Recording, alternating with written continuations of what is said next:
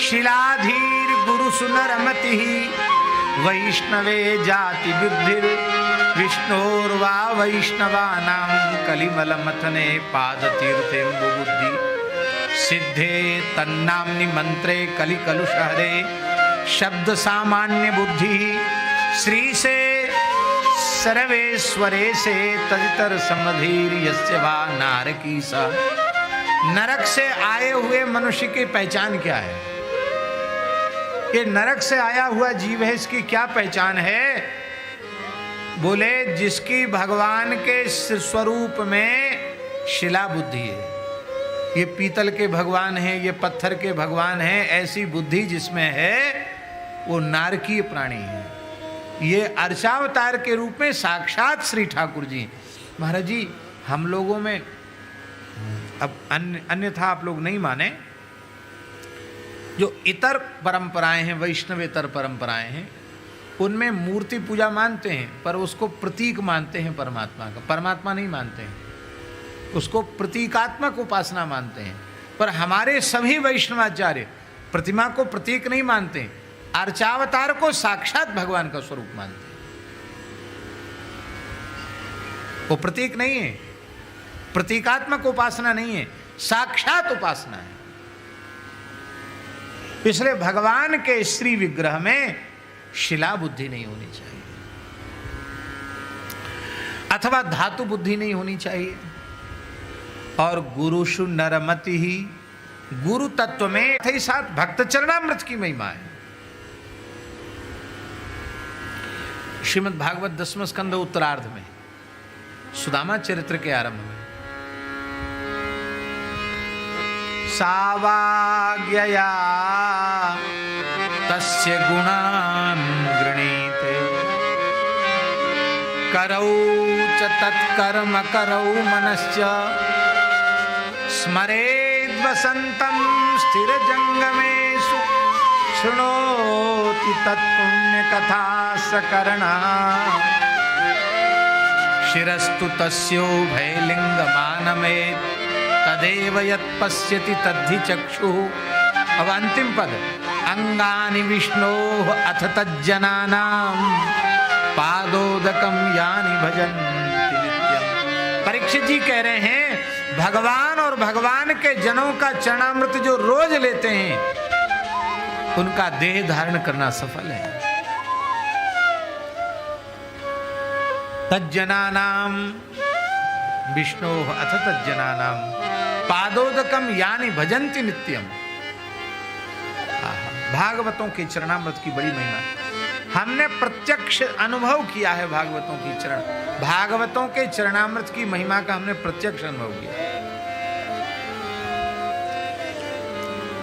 सौराष्ट्र गुजरात में एक लखतर एक जगह है, लखतर सुरेनगर जिले में तहसील है लखतर। हमारे पूज्य गुरुदेव भक्तमाली जी की कथा हो रही थी, हम लोग भी थे।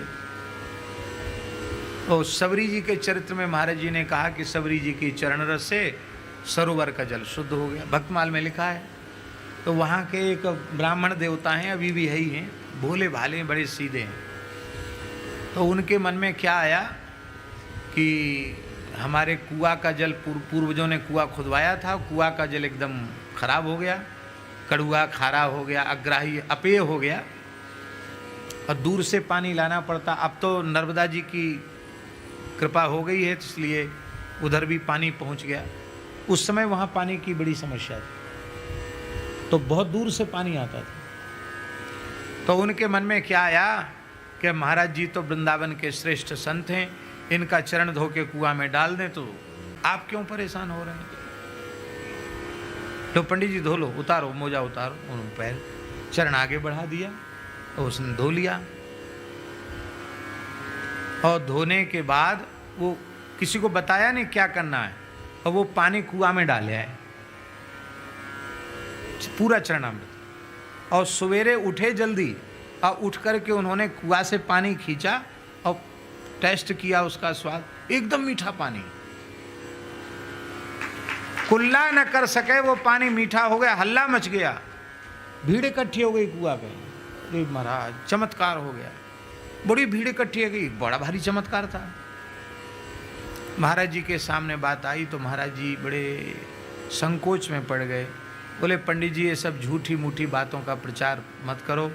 एक ब्राह्मण की सरल श्रद्धा की महिमा है, मेरे पैर की कोई विशेषता नहीं है।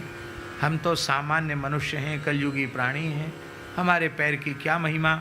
हमें पता होता हमारे पैर की इतनी महिमा है, महाराज जी बोले, तो हमने इससे कुछ पैसा कमा लिया होता। इसलिए ये सब झूठी बातें हैं, ये तो इन ब्राह्मण के हृदय के भाव की महिमा। ये प्रत्यक्ष चमत्कार देखा।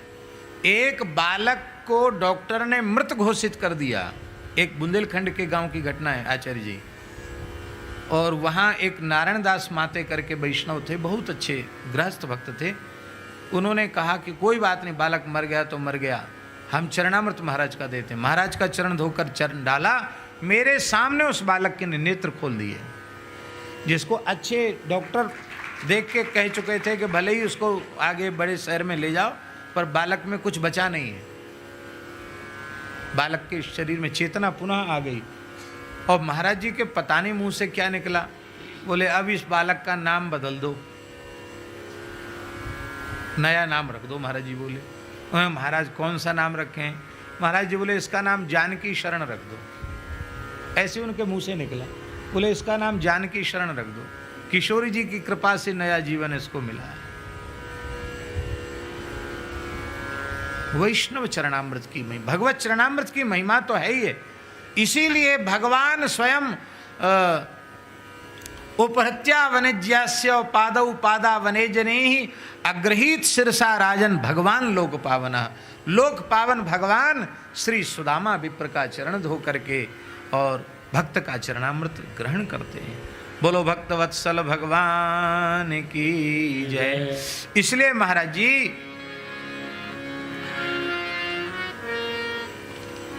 हाँ, एक और बात कह दें, मंत्र में सामान्य बुद्धि, ये शब्दों की संयोजना मात्र है, ऐसी बुद्धि, और भगवान के सर्व पापहारी नाम में सामान्य शब्द की बुद्धि। और महाराज जी एक विशेष बात है, भगवान के प्रति सामान्य देवी देवता की बुद्धि अथवा देवी देवता के प्रति सर्वेश्वर की बुद्धि, ये भी एक दोष है। ऐसा करने वाला वो नारकीय है। हाँ, भगवत संबंध से अभी देखिए एक बात है, जहाँ कहीं वेदादि में पुराणों में देवताओं का स्तवन किया गया है, वहाँ वस्तुतः उस देवता का स्तवन नहीं है, अपितु तद देवतांतरयामी जो भगवान हैं उन भगवान का ही स्तवन किया जा रहा है।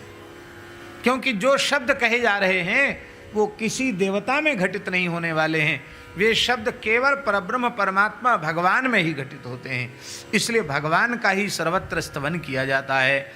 प्रतिमा मंत्र तीर्थेषु भजने वैष्णवे गुरौ यादृशी भावना यस्य सिद्धिर्भवति तादृशी। जिसकी जैसी भावना वैसी उसकी बुद्धि। ब्राह्मण क्षत्रियो वैश्य शूद्रो वा यदि वेतरा विष्णु भक्ति समायुक्तो गेय सर्वोत्तमश्चय। स्कंद पुराण में लिखा है, ब्राह्मण हो, क्षत्रिय हो, वैश्य हो, शूद्र हो, इतर हो। अरे महाराज कहाँ तक कहें, किरात हूणांध्र पुलिंद पुलकसा आभीर कंका यवना खसा दया येन्ने च पापा यदुपाश्रया श्रया शुद्ध्यन्ति तस्मै प्रभु विष्णवे नमः। भगवान की ऐसी महिमा है। इसलिए धर्माणामथ सर्वेषां वैष्णवो धर्म उत्तमः सर्वेषां धर्मिणां मध्ये पूज्य श्री वैष्णव सदा। चांडालोपि मुनिश्रेष्ठ विष्णु भक्तो द्विजाधिकः विष्णु भक्ति विहीनश्च द्विजोपि सुपचाधमः। नारद पुराण में ये बात आई है।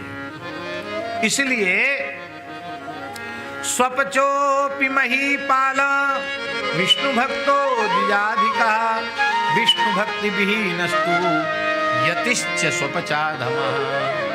इसलिए भगवान के भक्त का सदा सर्वदा आदर करना चाहिए। अब